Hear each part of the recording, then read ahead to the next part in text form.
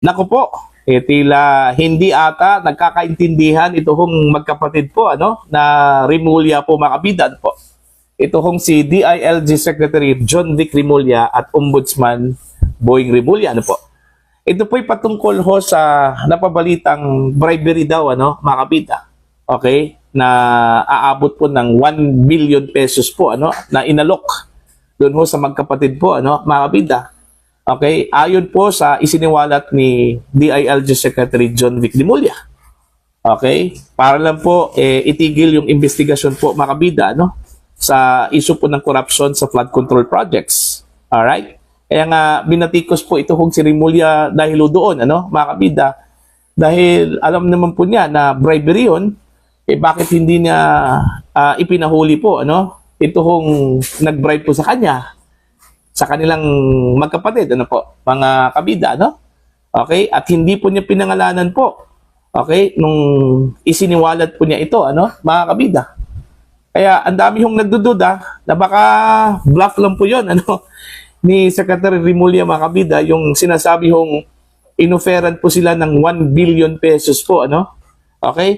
Pero ito, kaya nga nasabi ko po, na tila hindi ho nagkakaintindihan po, o baka hindi ho nag-uusap itong dalawa, mga kabida. Kasi po, iba yung tunada po ngayon ni Ombudsman Boying, mga kabida, patungkol ho sa bribery issue, Kasi ang sabi po niya, wala hong direktang 1 billion pesos bribery offer daw sa kanya. Alright? Pero sinabi po ni John Vic na silang dalawa ng kanyang kapatid inalok daw ng 1 billion pesos. Ano ba talagang totoo po dito, Eto, babasahin ko lang po, ito hong article ng Ang Batas PH, mga kabida. No direct 1 billion pesos bribe offer to stop flood control probe. Ito yung kanila hong headline po, mga kabida. Ombudsman Jesus Crismid Remulla clarified that he did not receive any direct attempt from anyone to about the supposed 1 billion pesos bribe to drop the investigation on individuals linked to the anomalies in flood control projects. This came after his brother, Department of Interior and Local Government, o DILG Secretary John Vic Remulla, alleged that he and Ombudsman Remulla were each offered 1 billion pesos bribe on several occasions in exchange for dropping a case related to alleged flood control anomalies. Ayan. Ito yung sinabi po ni Remulla, mga kabida, ni Boying. I asked him about that. Well, the problem in our society, we have a lot of interconnections with each other. Sometimes it becomes flimsy. The talk has no basis already. A friend of a friend of a friend, the Ombudsman said. So, tila hindi ho nagkakaintindihan itong dalawa, mga kabida, dahil parang sinupalpal po ni Ombudsman Boying, itong kanyang kapatid po, na si Secretary John Vic Remulla, patungkol ho sa issue po ng bribery, sa kanya po, wala palang direktang bribery po, walang offer po sa kanya. Saan ang galing po yung sinabi po ni John Vic po, mga kabida, Okay? Kaya nga nagtataka nga ako Unang-una po, ito yung loophole, dun ho sa bribery issue po, na isiniwalat po ni John Vic, mga kabida. Unang-una, eto, bakit po may offer ito hong si John Vic Remulla ng 1 billion pesos, mga kabida, para lang po itigil ito hong investigasyon po sa flood control projects. Okay? Wala naman pong direktang hands ito hong Department of Interior and Local Government. Okay? Lalong-lalo na po ito hong si John Vic Remulla, mga kabida, doon ho sa issue po ng corruption sa flood control. Okay? Ito si Ombudsman Remulla, okay pa po, Tila may connection po yon. Pero ito hong DILG, ito hong si John Vic, walang connection doon ho sa issue ng corruption sa flood control.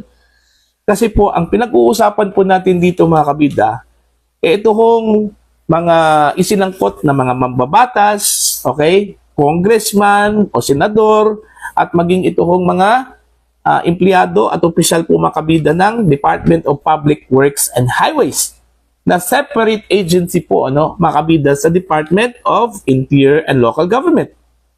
Alright? So, nasisense ninyo yung punto ko po mga kabida? Hindi ko makonect yung sinabi po ni John Vic na may nag-bribe po sa kanila o may nagtangkang i-bribe po sila ng 1 bilyong piso. Silang dalawa ng kanyang kapatid. May possibility pa po itong si Ombudsman Boying kasi ombudsman Sila yung nag-iimbestiga po ngayon dito ho sa issue po ng corruption sa flood control. Pero itong DILG, itong si John Vic, wala hong kaugnayan po mga kabida. Okay? Kahit na nga yung gathering of evidence, wala Kasi yung matter ay exclusive po mga kabida sa ombudsman, pwede rin sa Department of Justice, pero nunca doon ho sa DILG. Okay? Kaya ang dami hong nagdududa doon ho sa sinabi po ni John Vic, mga kabida, na baka flop lang po yon. Gawa-gawa lang yung storya na yon, mga kabida. I don't know kung ano po yung purpose, kung gawa-gawa lang po yung storya na yon, mga kabida. Pero ang impression po kasi mga kabida, posibleng gawa-gawa lang yon. Okay? Eto pa ngayon na tila hindi ho nagkakaintindihan itong dalawa. Yung isa, may bribery. Itong isa, wala. Walang direktang bribery, Sino ba ang nagsasabi po ng totoo dito, mga kabida? Okay? Sana mag-usap muna itong dalawa, itong si John Vic at saka si Boying, para at least man lang synchronize yung kanila hong statement, mga kabida. Ay, nako. Nakakalito talaga, Nakakalito. Ano ba talaga? Yun yung resulta mga kabida kung hindi ho nagkakaintindihan doon ho sa goal. Iba yung sa kanya, yung sa kabila po iba din Kaya nagkakagulo na po yung kanila hong statement mga kabida. Alright? So eto yung issue po ng bribery attempt ng 1 bilyong piso tila mababasura ata yun mga kabida. Dahil parang hindi ho kapanipaniwala yung 1 billion pesos na offer.